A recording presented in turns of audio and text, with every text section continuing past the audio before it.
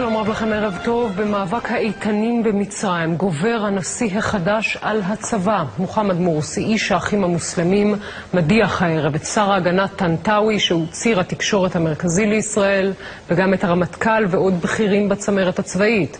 אנחנו פותחים בדיווח של אהוד יערי, פרשננו. במחי הודעה קצרה מפי דוברו ביצע הערב הנשיא מוחמד מורסי הפיכה של האחים המוסלמים נגד צמרת הצבא המצרי. إحالة السيد المشير محمد حسين طنطاوي سليمان القائد العام للقوات المسلحة وزير الدفاع والإنتاج الحربي للتقاعد اعتبارا من اليوم. منح قلادة النيل للسيد محمد حسين طنطاوي تقديرا لما أداه من خدمات جليلة للوطن. הפילד מרשל טנטאווי, שר ההגנה וראש המועצה הצבאית בן ה-76, נשלח לגמלאות עם מדליה ומשרת סרק כיועץ לנשיא. כמוהו גם הרמטכ"ל גנרל סמי חאפז ענן. עימם הולכים לפנסיה עוד 3 גנרלים בכירים.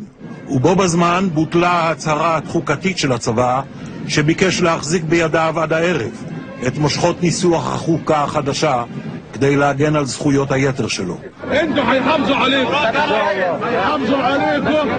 מורסי עושה כל זאת ערב פתיחת המהלך המרכזי של הצבא בסיני, מבצע נשר 3, שיכוון נגד מוקדי ארגוני הטרור בג'בל חלל, בדרום נחל אל עריש, ובוואדי עמר, באזור שבט התראבין.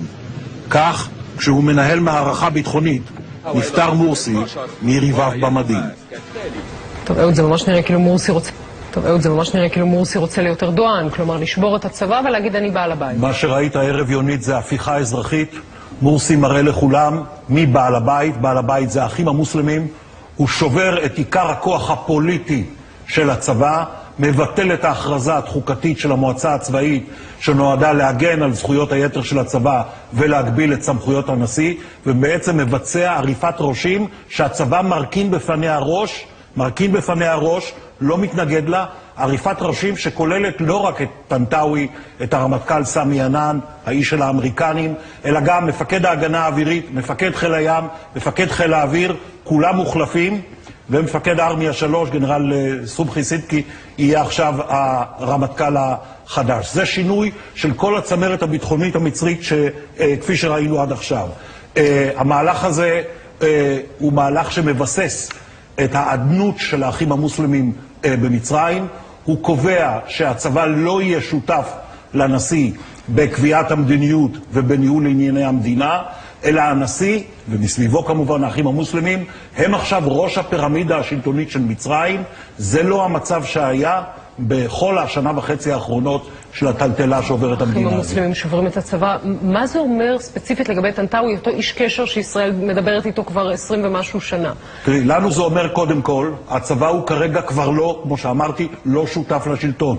יש כתובת בסופו של דבר, כתובת אחת, הכתובת היא מורסי. מורסי לא ידבר איתנו. הוא ישיר לדבר איתנו לראש המודיעין הכללי החדש, שהוא החליף בשבוע שעבר, הגנרל שחטה, אצלנו מכירים אותו, ולשר ההגנה החדש במצרים, הגנרל עבד אל פתח סיסי, שהיה עד עכשיו ראש המודיעין הצבאי, הוא מחליף את טנטאווי, גם את סיסי מכירים אצלנו. הוא ידבר איתנו באמצעות האנשים האלה. עכשיו צריך לזכור מה קורה. כל זה, כמו שאמרנו, על רקע הנשר 3, המבצע הזה שאמור להתגלגל בסיני, עדיין לא החל ממש. השאלה היא זו, ישראל נתנה אישור למצרים לתגבר כוחות בקדמת סיני, סמוך לגבול שלנו, לצורך המבצע הזה של ביעור קיני הטרור הג'יהאדיסטי בסיני. השאלה הגדולה, האם בתום המבצע הזה, מורסי לוקח את הכוחות שהוא תגבר בהסכמה ישראלית, ומחזיר אותם למקומות שהם אמורים לשבת בהם, לפי הנספח הצבאי לחוזה השלום מ-79, או שמורסי עושה עוד איזה מהלך חד צדדי, ואומר, הכוחות האלה נשארים במקומותיהם, אם יעשה כך, מה ישראל עושה אז? תמונה הופכת יותר ויותר מסובכת. אהוד, תודה רבה.